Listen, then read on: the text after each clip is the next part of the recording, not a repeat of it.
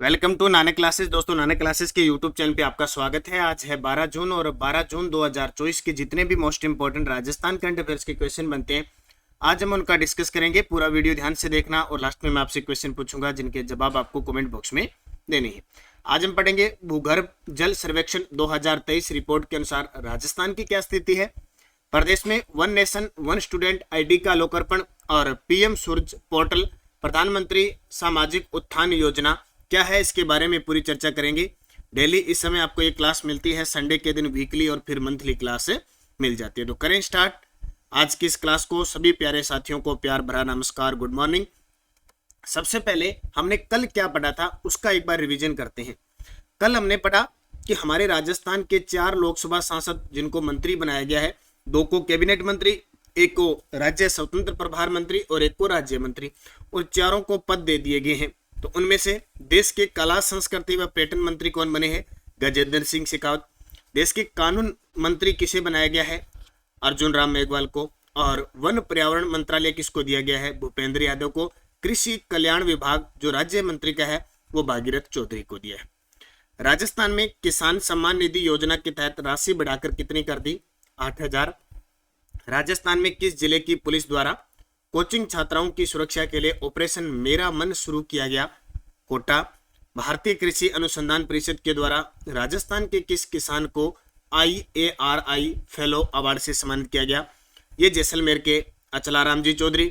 और राजस्थान विधानसभा की ई बुलेटिन का लोकार्पण किसके द्वारा किया गया? वासुदेव देवनानी। और एक हमने पढ़ा था, राजस्थान शिक्षा मंत्रालय को सूर्य नमस्कार कार्यक्रम के लिए world book of world London award मिला। यह कब आयोजित किया गया था? 15 फरवरी 2024 को। इसकी क्विज और इसकी पीडीएफ दोनों चीजें आपको नानक क्लासेस शिव सर जो टेलीग्राम चैनल है उस पर प्राप्त हो चुका है। कल आपको नानक क्लासेस शिव सर पर क्लास जो मिली थी कि सीएटी में कितने क्वेश्चन किस सब्जेक्ट से कितने आए, प्लस आपको क्लास मिली थी मार्च और अप्रैल 2 महीने की क्लास, उसकी पीडीएफ भी नानक क्लासेस शिव सर पर डाल दी गई है। आज से इसकी क्विज भी स्टार्ट हो जाएगी। तो सभी विद्यार्थी वीडियो के डिस्क्रिप्शन में जाके Nanak classes Shiv sir Telegram join करें ताकि योजना, ये मंथ वगैरह सब पीडीएफ आपको प्राप्त हो जाए। तो महत्वपूर्ण कड़ी की क्लास की शुरुआत। सबसे पहले पहला प्रश्न, भूगर्भ जल सर्वेक्षण 2023 रिपोर्ट के अनुसार देश में सबसे ज्यादा भूजल डार्क जोन श्रेणी किस राज्य के अंदर है? भूजल सर्वेक्षण 2023 रिपोर्ट आई है, उसके अनुसार देश में सबसे ज्यादा भूजल के जो ब्लॉक है वो सबसे ज्यादा डार्क जोन में किस राज्य के ब्लॉक है? और ये एक बहुत मुसीबत की बात कह सकते हैं, एक चिंता की बात कह सकते हैं, राजस्थान। देखिए पूरी डिटेल। देश के 6,533 ब्लॉकों में से 27% भूगर्भ जल काफी नीचे खतरनाक स्थिति में पहुंच चुका है, यानी पहुंच से ही बाहर हो गया। इसमें से 11% डार्क जोन में आ गए, यानी वहां पानी समाप्त हो चुका है। भूगर्भ जल सर्वेक्षण 2023 की रिपोर्ट के अनुसार पंजाब, हरियाणा, दिल्ली और उत्तरी यानी पश्चिमी उत्तर प्रदेश के कुछ हिस्से अति शोषित आ चुके हैं। हालांकि रिचार्ज के लिए जल उपलब्ध है, दोबारा यहाँ पे जल बनाया जा सकता है। जैसे आपने देखा होगा पंजाब, हरियाणा और दिल्ली नलकूपों से यानी ट्यूबवेल से कितनी खेती की जाती है, कितना पानी यूज किया जाता है। अब वहाँ पानी समाप्त होने जा रहा है। हालांकि ये संदेश आया है कि वहां वापस पानी आ जाएगा। देश में भूगर्भ जल की सबसे खराब हालत राजस्थान में है और यहाँ पे 203 ब्लॉक है वो डार्क जोन में जा चुके हैं बिल्कुल भी। और राजस्थान तो वैसे बेचारा 61% भाग तो उत्तर पश्चिम मरुस्थलीय प्रदेश है। बहुत बड़ी समस्या है, विकट समस्या है जल की। दूसरी ओर राजस्थान और गुजरात के कुछ हिस्से देश के अत्यधिक जल शोषण क्षेत्र में है, जहाँ शुष्क जलवायु के कारण सीमित मात्रा में वाटर रिचार्ज। पंजाब, हरियाणा इस साइड तो इतना मरुस्थल नहीं है, तो वाटर वापस तैयार हो जाता है। वाटर रिचार्ज का मतलब वापस भूमि से भूगर्भिक से जल वापस आ जाता है उन कुओं के अंदर। लेकिन हमारे राजस्थान में कंडीशन ये कि बारिश बहुत कम होती है, तो ये कंडीशन तो ये आपको याद रखना है। अब एक रिपोर्ट देखिए, यहां से क्वेश्चन भी पूछा जा सकता है। ग्राउंड वाटर असेसमेंट रिपोर्ट 2023 के अनुसार भूजल की तस्वीर क्या सामने आई है? राजस्थान में ये तस्वीर आई है कि सुरक्षित ब्लॉक है 38 सिर्फ सुरक्षित है, अर्ध संवेदनशील है 22, संवेदनशील है 23 और अति दोहित है 216। अब यहां से कोई भी प्रश्न पूछा जा सकता है 2023 के रिपोर्ट के अनुसार कि राजस्थान में सुरक्षित ब्लॉक कितने? 38, अर्ध संवेदनशील 22 संवेदनशील 23 और अति दोहित 216। रिपोर्ट के अनुसार 1983 से लेकर अब तक करीब 40 साल में प्रदेश में भूजल की स्थिति उलट गई है। 1983 में 203 भूजल है वो ब्लॉक सुरक्षित थे और अब कितने हैं? 38 ही। 203 से सिर्फ 38 ही सुरक्षित रहे।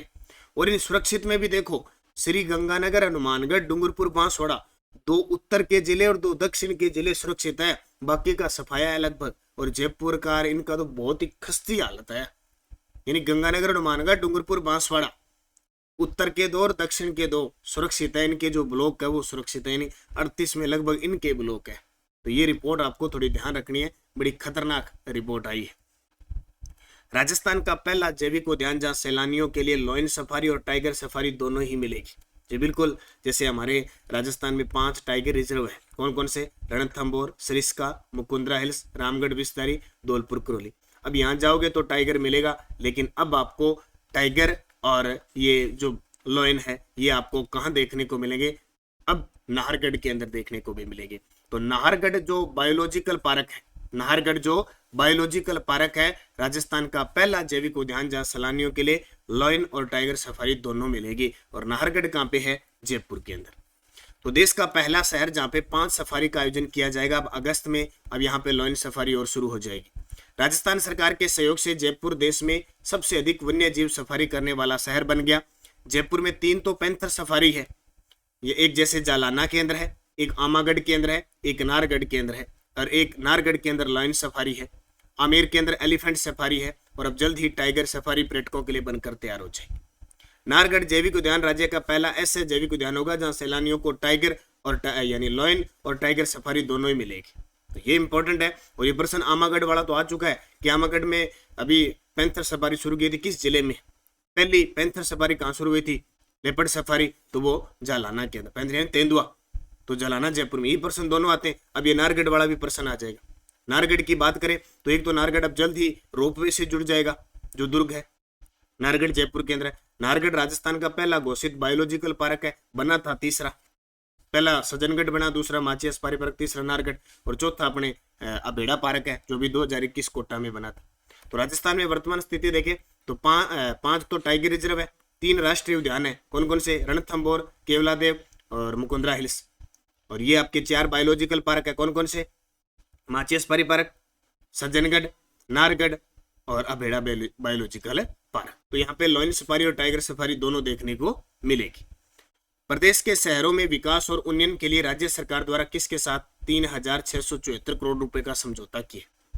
प्रदेश में जो शहरों में विकास करना है, उनका उन्नयन करना है, इसके लिए अभी सरकार ने ऋण लिया है विश्व बैंक से। और अक्सर जब समझौता ऋण होता है ना, एग्जामिनर पैसे तक पूछ लेता है, बोले विश्व बैंक के साथ सरकार ने अभी शहरों के विकास और उन्नयन के लिए कितने करोड़ रुपए का समझौता किया है? 3674 करोड़ रुपए सरकार ऋण लेगी। ऐसे प्रश्न पेपर में आते हैं, तो ये ध्यान रखना।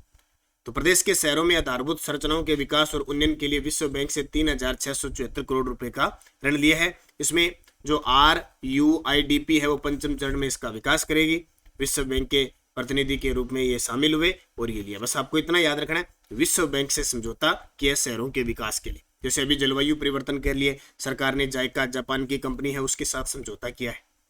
आजीविका सुधार कार्यक्रम है, या आपके फ्लोरोसिस निराकरण काम है, इसके लिए जापान के साथ समझौते किए। One nation one student ID जो प्रत्येक छात्र को दी जाएगी, उसका नाम क्या है? पीटेट एग्जाम 2024 में प्रश्न आया था और मैं आपको पहले करवा चुका हूँ।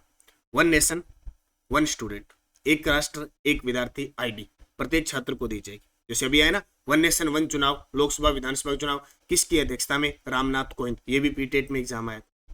तो प्रत्येक छात्र को दी जाएगी, उसका नाम रखा है अपार ID। क्या रखा है? अपार। और ये देखो पूरा तथ्य जो मैंने पहले करवाया था वापस दे रहा हूं। अपार automatic permanent academy account registry. Student की अब ये एक पहचान होगी, जैसे आधार कार्ड है, यह आधार की तरह 12 डिजिट का नंबर होगा। याद रखना कितने नंबर होंगे? 12। यह ID बाल वाटिका, स्कूल, कॉलेज में प्रवेश लेते ही मिल जाएगी। अपार में छात्र जीवन से जुड़ी हर अकादमिक गतिविधियों की अधिकृत सूचना उपलब्ध होगी। ये बहुत ही शानदार है। एक नेशन एक स्टूडेंट ID का नाम याद रखना अपार। अब एग्जाम के अंदर ये प्रश्न आ चुका है, सेम आपके सामने है, आगे भी आ सकता है। पीटेट के एग्जाम में पूछा इसने, और ऑप्शन आपके सामने। क्रेडिट ID अपार आईडी, अपना आईडी, परमानेंट स्टूडेंट आईडी, ये ऑप्शन थे।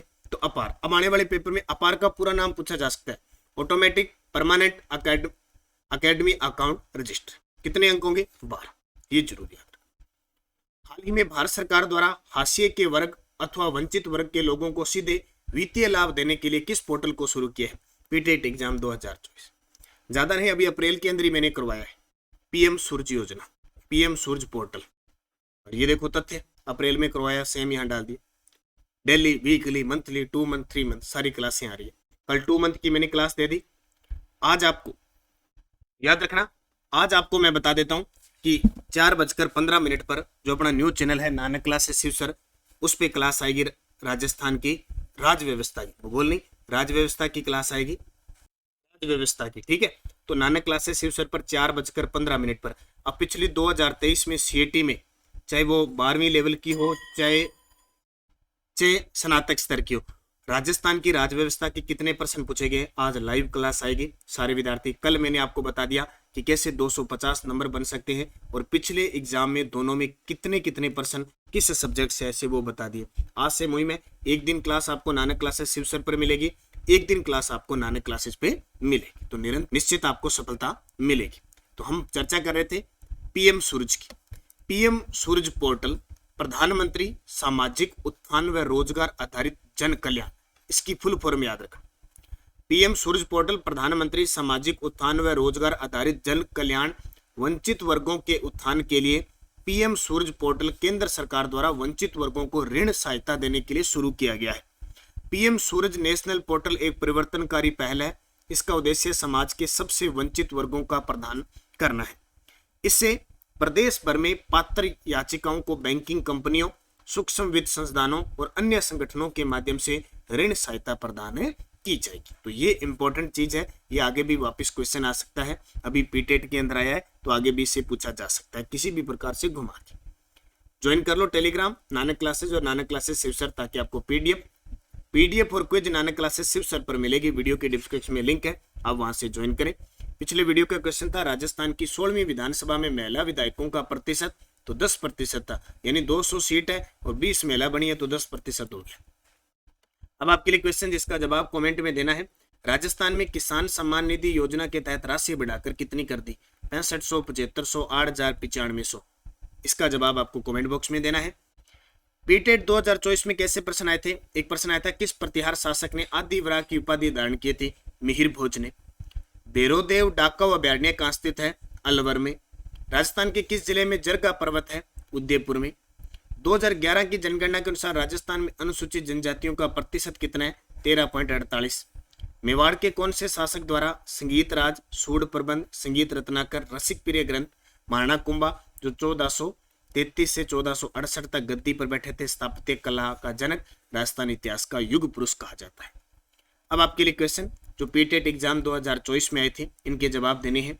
गोविंद गिरी का मुख्य शिष्य कौन था? राजस्थान का पहला भालू अभयारण्य कहाँ है? राजस्थान में बहने वाली सबसे लंबी नदी कौन सी है? वीर विनोद पुस्तक एक काव्य ग्रंथ है कि लेखक कौन है? किस क्रांतिकारी को टोडगढ़ किले में 4 साल के लिए कारावास की सजा दी गई थी? पांचों के जवाब आपको कमेंट बॉक्स में देने हैं। जाते जाते आप वीडियो को लाइक शेयर कर देना। और कल अपना नानक क्लासेस का परिवार 4 लाख का परिवार हो चुका है, तो बहुत बहुत शुभकामनाएं। उस विशेष अवसर पर कल नानक क्लासेज एप्लीकेशन में सभी टेस्ट सीरीज वगैरह पे 50% छूट थी। इस प्रतिशत बहुत सारे विद्यार्थियों के टेक्निकल एरर आ रहा है या लाइट वगैरह की बड़ी समस्या हो रही है, उस वजह से वो कोर्स नहीं ले पा रहे।